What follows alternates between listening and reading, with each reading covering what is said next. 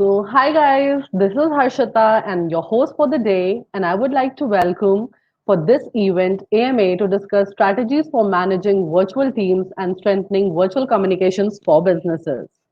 Today's event is brought to you by Designhill, world's leading creative marketplace that caters to the creative needs of businesses and individuals alike who can source high quality designs from professional designers, and buy unique products created by the independent artists.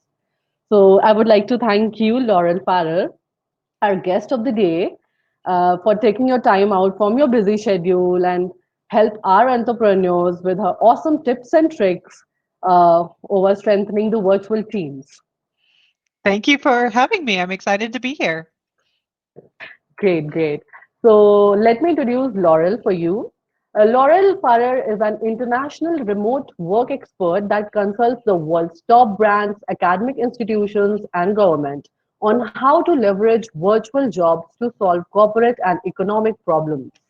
Great. Laurel, I have been searching for you for your profile and expertise, and I found that you have been vice president, event planner, two strategist, rural online initiatives, writer Forbes, from CEO to founder. Oh my God, that's really great. You're so versatile. So how's Thank your you. journey? So how's your journey now as being an entrepreneur? If being an entrepreneur is hard and it takes a lot of grit, as I think everybody in this room can attest to. And so, a lot of times, this pattern of growth and this path of growth doesn't necessarily look like a path of growth at the time. You just are trying to survive and just trying to make your way and figure things out. You've got this great idea, and you're just trying to, hope that it works out and that somebody else will see your vision. So that's what the past decade has been like for me. It's just really trying to grow and push and help people align into the vision of remote work. And so now it's a different market, and the entire world suddenly sees the value of remote work. And so it's nice to have so many peers and so many people talking about the benefits and the rewards of remote work with me. But yeah, it was a long, hard road to get here.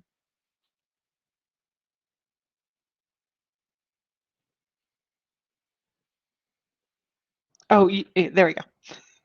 Oh, I'm so sorry. I was muted. Yeah, That's I was okay. just saying that it's a necessity now. It's a must now in this Yeah. COVID situation and all. hmm Yeah, absolutely. Every single business needs to learn how to operate as a virtual team, even, I mean, maybe just as an emergency plan, but maybe as a permanent solution to business continuity. Yeah, yeah, yeah.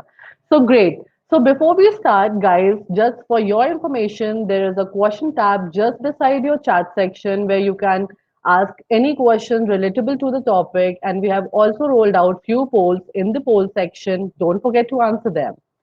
So, Laurel, let's begin the AMA session now. And our first question from one of our registrants is how virtual team management can remove the aspect of micromanaging. This is a great question. And I'll just reiterate before we really get started and get into it that this is a really big topic. So, virtual team leadership is a very, very, very big topic, one that we can talk about with entire corporations and Fortune 500 companies, and one that we can talk to like just individual to individual. So, we've got a great group here today, and I want to make sure that you get your questions answered that you need answered. So, I'll keep my answers pretty short and simple and general, and then if you want to like go into a different direction, like let's talk about it. So just keep posting your questions here on the sidebar so that we can have a really great dynamic conversation as a group and that you get the information you want. So yeah, so to circle back to the question about micromanagement, the thing that's different about leadership in a virtual environment from what it is in an office is really the prioritization of autonomy. And what that means is that people need to be able to work independently, they need to be self-managers. And so that means that there's going to be a difference between managers that traditionally are, telling people what to do and supervising them and making sure that they stay productive productive, as well as on the worker side, that they need to now be self-managers and make sure that they can stay productive by themselves without the supervision of a manager. And so it doesn't necessarily mean that we're all like working completely independently. It means that there's this higher level of autonomy, that we need to be more self-disciplined and more organized and more controlled in our own work habits. And I mean, those of us that are entrepreneurs are painfully aware of this, right? That you only are, it's up to you. You only have yourself, and you've got to figure out how to make things work on your own. And that's what it is as a remote worker every single day. So both sides, both the worker and the manager, need to change all of your habits to empower the people as much as possible. The freelancers that you're delegating to, or your assistants, or your actual staff, you need to learn how to like give them the power so that they in a way become their own type of entrepreneur, that they are in charge of their tasks totally on their own, and you are trusting them to produce that work without your supervision.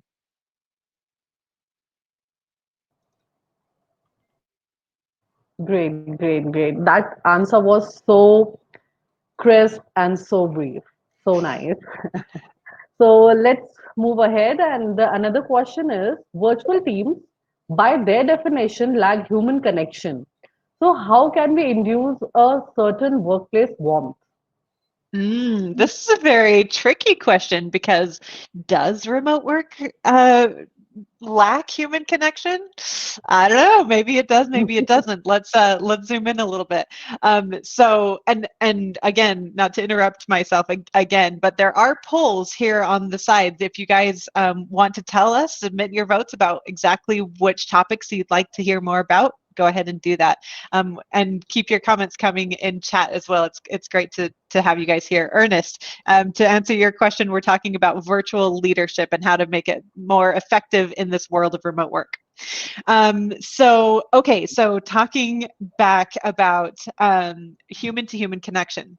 Now, this is where we need to take a step back and really think about the fact that it is very, very possible to be sitting in an office 5 feet away from somebody, like a meter away, and all of a sudden you feel very lonely and very disconnected. So I think it's important that we identify the fact that feeling connected to people, having human to human connection, having a strong company culture actually has nothing to do with proximity. It has nothing to do with being in an office together. What it does have to do with is really talking to other people in a very empathetic, emotionally connected way. And when we change that type of communication, when we really are focusing and connecting with other people, where we are suddenly doesn't matter at all. So it's very, very possible to be connecting very, very deeply with other people through digital channels. It's just how we are communicating. Are we being open and transparent and vulnerable? Are we articulating our feelings and our needs effectively? Are we allowing the other person on the other side of the conversation to be doing exactly the same thing?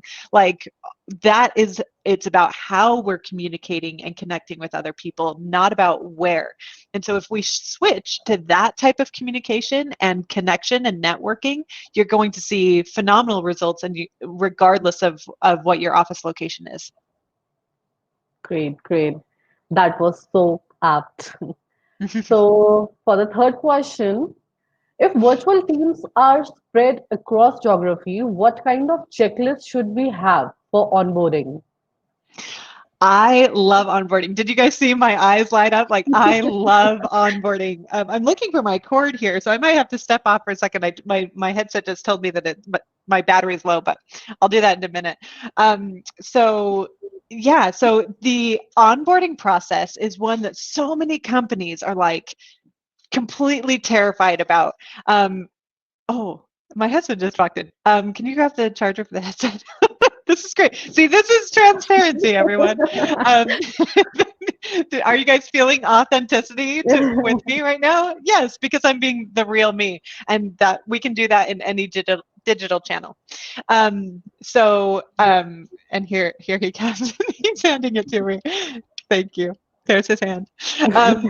So we're keeping it real. Okay, so onboarding. So onboarding is a very complicated process when you are doing it in person the right way. So you're getting like this virtual tour, you're feeling very welcome and very connected, and you have a mentor that's with you that is there to answer any of your questions. Now, again, we don't necessarily have to change those objectives. What we do need to change is the channels in which those objectives are delivered. So it's very possible to make somebody feel very welcome, to give them a very broad, tour of the office, and to make them feel welcome and understood of like, what are we doing here and what are the objectives of the company, and then to have a mentor. All of those are completely possible. So what we do at Distribute when we design onboarding processes for ourselves and for other people is we just deliver those in different channels. So we absolutely have a mentor for every single new hire, and they spend a lot of time with that person. Also, we have a week-long onboarding process, and every single onboarding or every single day includes 3 things. One is a kickoff call with a different person, so they're feeling very, very connected. They're meeting a lot of people. It's at least with a person, if not with an entire group or an entire department. They also have a presentation that they go through. So it's a screencast of me walking them through different parts of our company. And so I'm like screen sharing with them, and I'm saying like, okay, if you need this type of resource, this is where you're going to go. And if you need this type of resource, this is where you're going to go. And everything is very, very, very carefully articulated. And then on top of that, the third thing that they do every day is they have a checklist. And these are the goals and objectives for today. At the end of, when this checklist is full, then check, you're done with this stage of onboarding.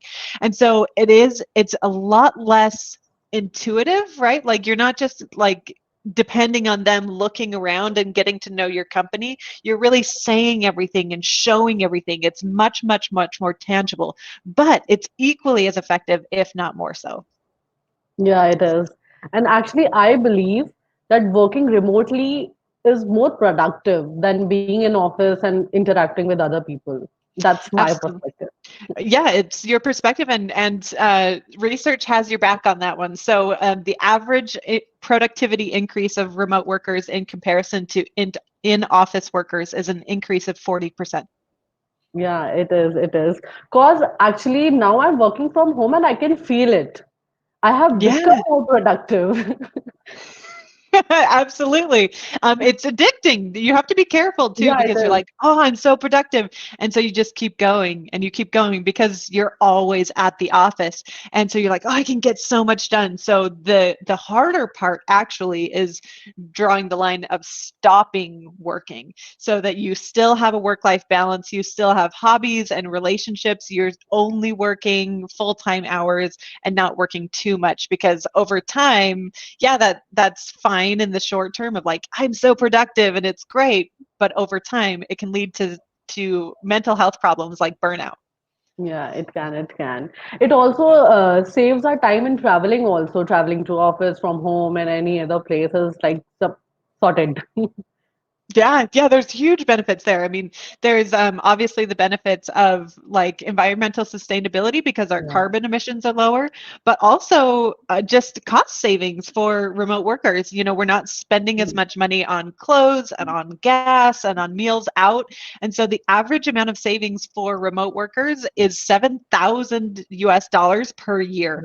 God, I mean, it's a lot. It really makes a big a lot. difference to our lives and to our local economies. Great, great.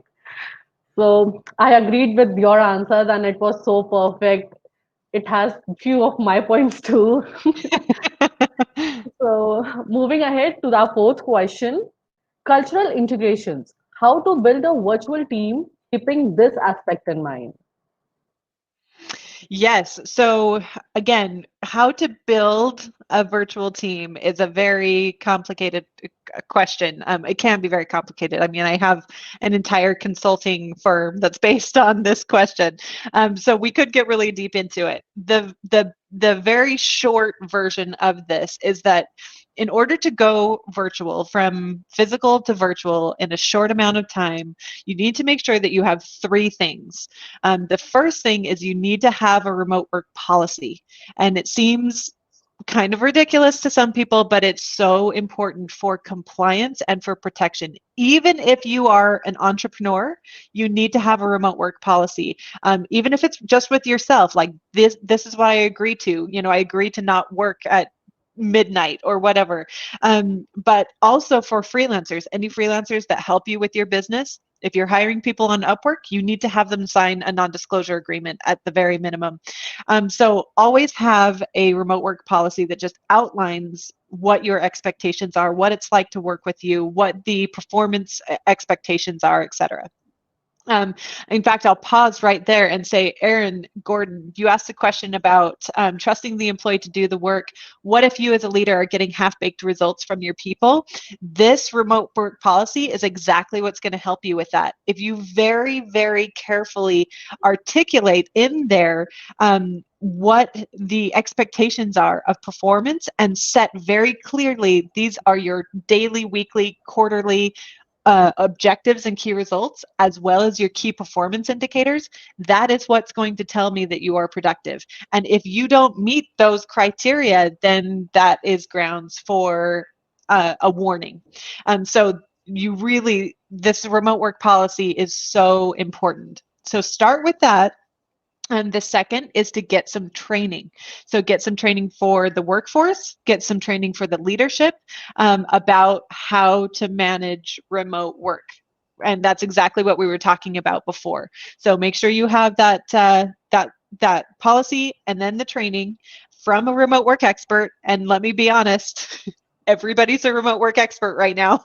Like everyone's like, whoa, I've been working remote forever.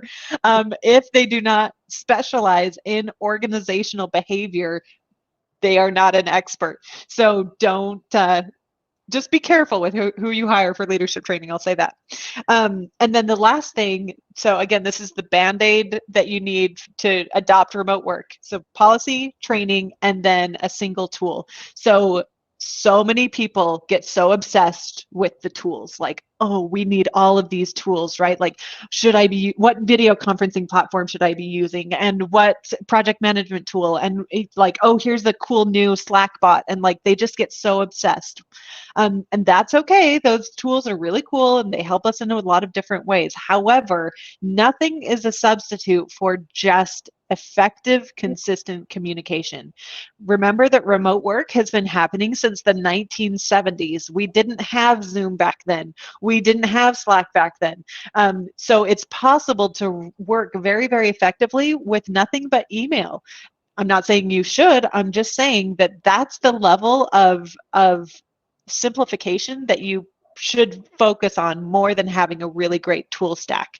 So just wherever it is, like just make sure that all of your people are in the same communication channel and everybody understands that that's where work is happening, is in that channel, and they know that they can go to that channel, whether it be email or Slack or Asana or whatever. They know that they can go there in order to find resources, find information, find files, find coworkers. Like that's where they need to go.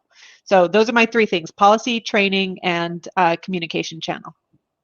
Great, great. So, as we have talked about tools right now, so if you're not using any of the tools, or you are saying just we have a common channel, just that's that, then what are the modes to measure the efficiency of employees? Can we think beyond just time tracking? Absolutely. So each company does this a little bit differently, and you'll hear a lot of remote work advocates say like, oh no, like time tracking is bad, and you should only do results based, and that is ridiculous. Like I think that everybody needs to start with where they're at. Yes, fully results based is possible, and it's a really great goal and an objective. However, it's a big jump, and that is not realistic to convert an entire workforce of 17,000 people to results based tracking overnight. So, in the meantime, what we can do is just figure out what works best for your teams and your tasks. So, for example, if you're an entrepreneur and you are billing per hour, you need to be tracking hours for your freelancers that you are outsourcing to. Like that, you can't get around that. So in that circumstance, it's very, very important. However, if you are also an entrepreneur, but you're paying for a flat rate, you're billing at a flat rate, then that gives you more wiggle room, and then you can hire your freelancers and just say, "This is the task I need done." This is the Upwork concept, right? Like, this is the task I need done. I don't care if it takes you 6 hours. I don't care if it takes you 6 minutes. I will pay you this amount of work or this amount of money for the work, and then that's it. So it's really up to you. There's pros and cons to results tracking. There's pros and cons to time tracking. There's even pros and cons to location tracking and being in a certain location or being in your home office. Like, there's pros and cons for everything. The key is to really identify what's the best strategy for you. And obviously, that's where it helps to work with a consultant and a remote work expert that can help you facilitate that thinking and that conversation with your team. Great, great. So, irrelevant of the topic, we have just got a question. You can read it out, or let me read it out for you. Entrepreneur, what your business? So, you said you work at the office. It's like with the company or at home. Oh, yeah. So are you correct me if I'm answering the wrong question. So my business is that I am a remote work consultant. So I have started a few different businesses in my life and in my career, and they've had a few different things. I started an interior design business, and I started consulting as well. Those were on the side while I had a full-time job as a COO of a company. And that company was fully distributed. So I was gaining a lot of experience in remote work for over 10 years. When I left that job, I became a consultant. And so now, as a consultant, I'm an entrepreneur, and I was an independent consultant for a long time until I built expanded the business into a startup. And so now we are a firm, we're a consulting agency of remote work experts, and we answer questions about remote working for companies that are transitioning from physical to virtual. So that's my business. Is that what you were asking? I hope so. Yeah, it was the same. Erin, I'm also seeing your question on there that you said, do you recommend your template for that? Yes, I not to do like a shameless plug here, but yes, on distributeconsulting.com/remote policy, there is a template for a remote work policy. So there's a lot of remote work policies templates out there that are just very, very simple. They are like, I agree to work off site. I agree to have this speed of internet sign here. Like, they're very simple. But that, as we talked about before, that's not really going to do anything to really prevent problems in productivity tracking and monitoring in your team. That's just going to say you're allowed to work in a different place, but that's not going to do anything about how you are expected to work and what contributions you need to make in order to make the policy successful. So our remote work policy template is extensive. It's like 6 pages, and it talks about all of these different things about, like, hey, do you require a quiet environment? Is it okay if calls get interrupted by your kids? What hours do you need to be available for phone calls? How are you going to prove that you've been successful and productive at the end of a day or a week? Like, all of those questions are included in the template. So if you just go to distributeconsulting.com, you'll be able to find it.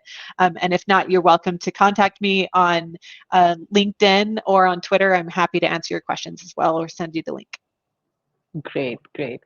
So, as we are short of time, let's take a few more questions quickly and then we'll wrap it up. So, how to figure out what tone of communication would be best for managing teams? Yeah, so this is a really great analogy that I heard from and collaborated with Evernote a few years ago on a white paper about how to manage virtual teams. And the CEO of that company said a really great analogy that said you would never call or you would never send an email to the fire department if your house was on fire.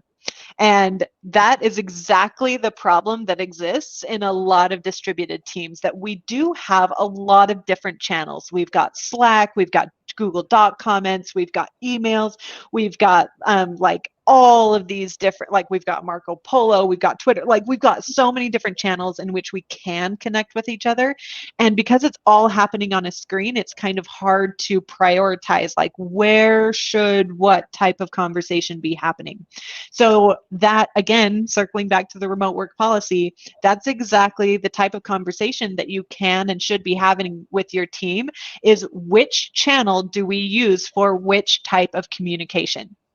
So, for example, in our team at Distribute Consulting, what we do is we have interpersonal communication, meaning like just team bonding, personal conversations, like, "Hey, I'm going to show you what I'm eating," or "Hey, like he's building a chicken coop and he's showing us the new baby chicks." We have those conversations on Marco Polo because we've got our phones with us, and we like to share our lives with each other. So that happens on Polo. But then here in our team, we've got Slack is our office. So when we all come into the office for the day to get work done, that's where we all are at. And it is the expectation that anytime that you are working, you've got Slack open so that we can um, always have access to each other. So that's Slack. But that's where information is recorded and that's where information is shared. However, if we ever need to have an emotionally charged conversation or we need to do some brainstorming together, then we move it out of asynchronous and we move into synchronous, which means it's happening at the same time. And that's when we schedule a phone call with each other. And sorry, not a phone call, a video call. So we get on to Zoom and we have a deeper, more meaningful, more emotionally based conversation where we can really think together and feel together. So that's how we separate it within our team. Yeah, that's great. That's great. And answering to your question, Hayden, yes, this video will be recorded and will be shared with you, and it will always be there on our events page, which link I'll just share at the end of the webinar. So, moving ahead, let's take our last question of the day. Um, Employee engagement and motivation are two pillars of any work cultures. How to build exercises for the same? Yeah, this is a fun question because again, company culture, people think, "Whoa, no, we're not going to have, a cereal bar and a ping pong table in our office. How are we ever going to get people to work for us?" And it's kind of ridiculous. Like, again, this is where it comes back to human connection. How do you really get to know each other as people? And you don't need to reinvent the wheel here. Like, I'm always surprised when somebody asks me, "Oh, there's a new person, a new hire. How in the world am I going to get to know them?" Well, what would you do in an office? You would just walk up to them and say, "Hi, my name's Laurel. You and I haven't met yet. Like, do you want to grab a cup of coffee?" Um, exact same thing in a virtual environment. Just reach out to them on Slack, send them a direct message, and just say, "Hey, I haven't met you yet. Do you want to jump on a video call sometime tomorrow for like 15 minutes and we can just get to know each other?" It's the same thing. Like, you really don't need to think too hard about how to really engage with people because that's what you're doing. You're just doing it in a different channel. So in terms of like group activities and group bonding, just spend more time with each other and give everybody an equal voice. So a big mistake that I see with a lot of companies is that they will have a big group call for team bonding, but only one person is talking. So it's more of a presentation than it is an actual activity. So if you are doing an activity, make sure that everybody's participating. So Mural, Mural, is a really great tool for this. It's virtual whiteboarding. And so you can like move things around and draw things all together at the same time. We use that for a lot of decision making together. Another thing is just to take turns. So if one person is doing a lot of talking, then just take turns with each meeting. So for example, we are starting a new culture education course in our company because we are an international team. Each one of us lives on a different continent, and we're an international consultancy, and we deal with clients from all over the world. And so each of us are taking a turn with one of our group calls in teaching about the culture that we come from. And so we're talking about like, hey, this is the food that we eat in Spain. And by the way, in Spain, like you do not need to be on time. Everything's like 2 hours late, right? But then there's the guy from Japan that's like, okay, everything is absolutely on time here, and here's the food that we eat.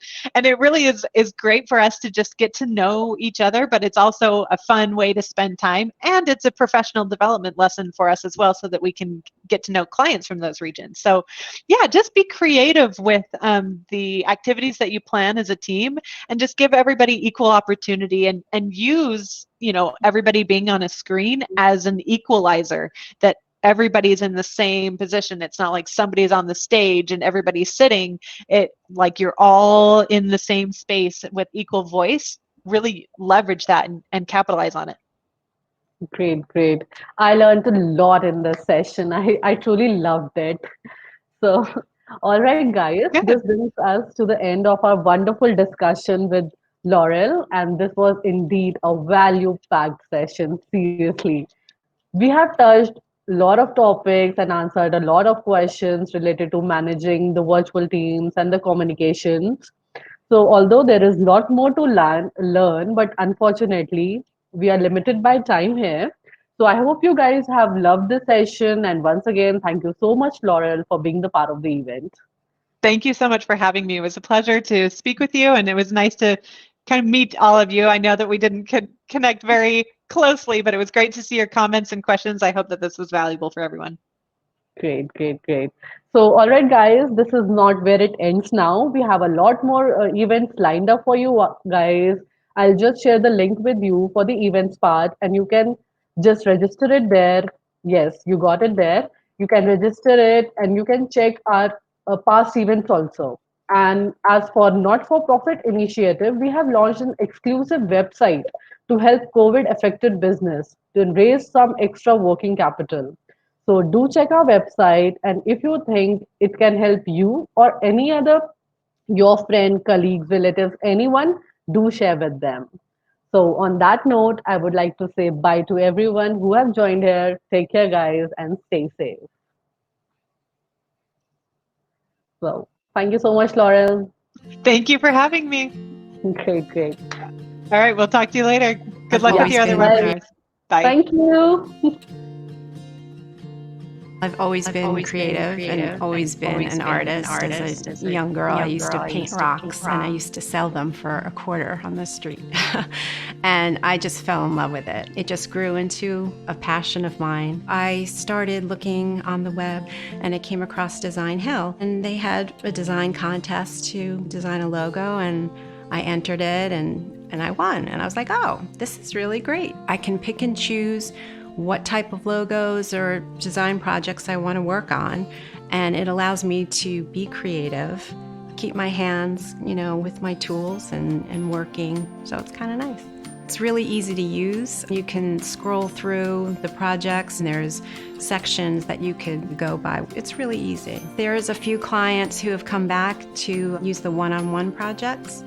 There's one client in particular, she owns a vintage shop, and I designed her logo, and she came back. She needed a design for a flyer, and she really liked the illustrations that I did for her, so she came back a couple of times with projects. I would recommend it, especially if you're a designer that's starting out and you want to learn from other designers, seasoned designers. It's a place to keep in the game and keep using your tools. It makes me feel great, and it kind of confirms that I should be doing this. And I love to see logos that I've designed out, and proud of that. And I think that the clients are so happy that their logo represents what they do and makes them look good. It's a collaboration. It's good for me, and it's definitely good for them.